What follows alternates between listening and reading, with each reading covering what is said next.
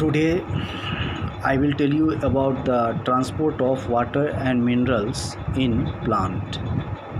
Transport of water and mineral in plant mean reaching of water and mineral from soil to different parts of the plant including leaf with the help of root hair through xylem. Root hair is a thin-walled slender extension of root epidermal cells that greatly increases the surface area for absorption, present at the tip of root in millions in numbers. Xylem is a water and mineral conducting vascular tissue that conduct water and mineral only in upward direction from root. In plant, transportation of water and mineral occur in two steps. First, absorption of water and mineral, and second, upward movement of water and mineral. Let's know first about the absorption of water and mineral. Absorption of water and mineral mean reaching of water and mineral from soil to root xylem with the help of root hair through different layers of root. In soil, the amount of water is more. In soil, minerals are present in ionic form, that is in charged form, and the amount of minerals in the ionic form are less, whereas in root the amount of water is less and the amount of mineral are more, and that is why water potential gradient develops in root, and due to which the absorption of water occurs passively by osmosis, and the absorption of minerals occurs by both passive and active transport. In the absorption of water, water along with minerals moves from soil into the root hair, and from root hair water and dissolved mineral reaches to root xylem by moving through two different pathways which are named as apoplastic pathway and symplastic pathway. Apoplastic pathway is the pathway of water that run through intercellular space and the wall of cell. This apoplastic pathway is continuous only up to endodermis, and this is because in the endodermis there is a band of suberized matrix which is called Casparian strip, which blocks the apoplastic pathway. Symplastic pathway. Symplastic pathway is the pathway of water where water moves through cells, their cytoplasm, intercellular movement through plasmodesmata.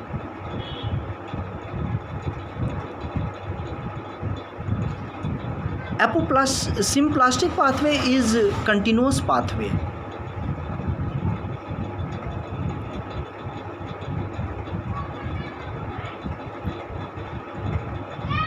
But in symplastic pathway, the amount of water and the speed of water is low, whereas in apoplastic pathway, the amount of water and the speed of water is high. Why? Why in apoplastic pathway the amount of water that moves and the speed of water is high? This is because of two reasons. First, in apoplastic pathway, water never crosses the cell membrane. Water only run through intercellular space and wall of cell, and that is why it doesn't experience any type of barrier in their moving direction. And second, when water moves through apoplastic pathway, it undergoes evaporation, and due to which tension develops in the continuous column of water.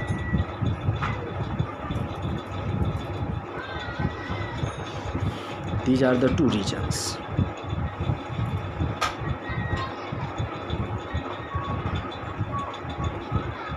In the endodermis region, apoplastic pathway join with symplastic pathway.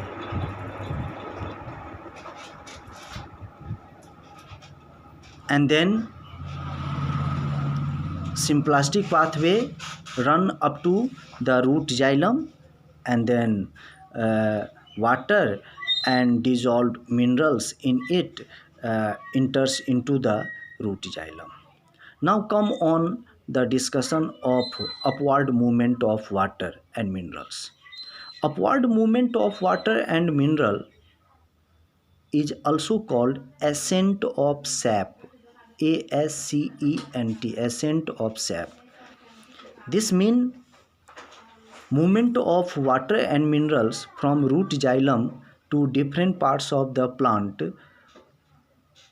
including leaf xylem at the level of leaf. Here what happens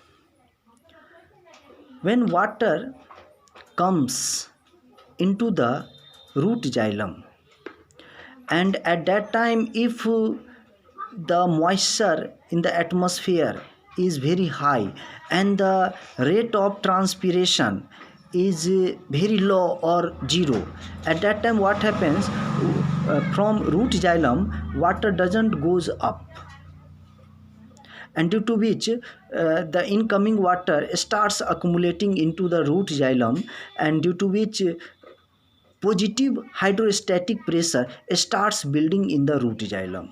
That building positive hydrostatic pressure is called root pressure, and this root pressure acts as a pushing force, pushes the water up to some small height, and then water rises up to some small height due to the pushing nature of root pressure. After which capillarity starts playing role. What is capillarity? Capillarity means rise in the level of water in a thin tube of a small diameter. So due to capillarity, again the level of water rises up to some more height against gravity. Water also has adhesive and cohesive properties that also helps water to rise up to some more height. Adhesive property of water mean attraction of water molecule to the surface of tertiary elements such as trachea and vessel of xylem. Cohesive property of water mean attraction of water molecules towards another water molecules. And due to transpiration, water losses in the form of vapor from leaf cell through stomata into the atmosphere, and due to which a type of suction force develops at the tip of leaf xylem, and this suction force is actually a negative hydrostatic pressure acting as a type of pulling force, pulls water from downward, and due to which water is pulled up to the leaf xylem. This type of negative hydrostatic pressure acting as a pulling force is named transpirational pull. And in this way, the upward movement of water from root xylem up to leaf xylem occurs with the help of root pressure, capillarity, adhesive and cohesive properties of water molecules, and transpirational pull. In long height plant, for short height plant, root pressure is sufficient to push the water up to the level of leaf xylem, but in long height plant, root pressure is not only sufficient.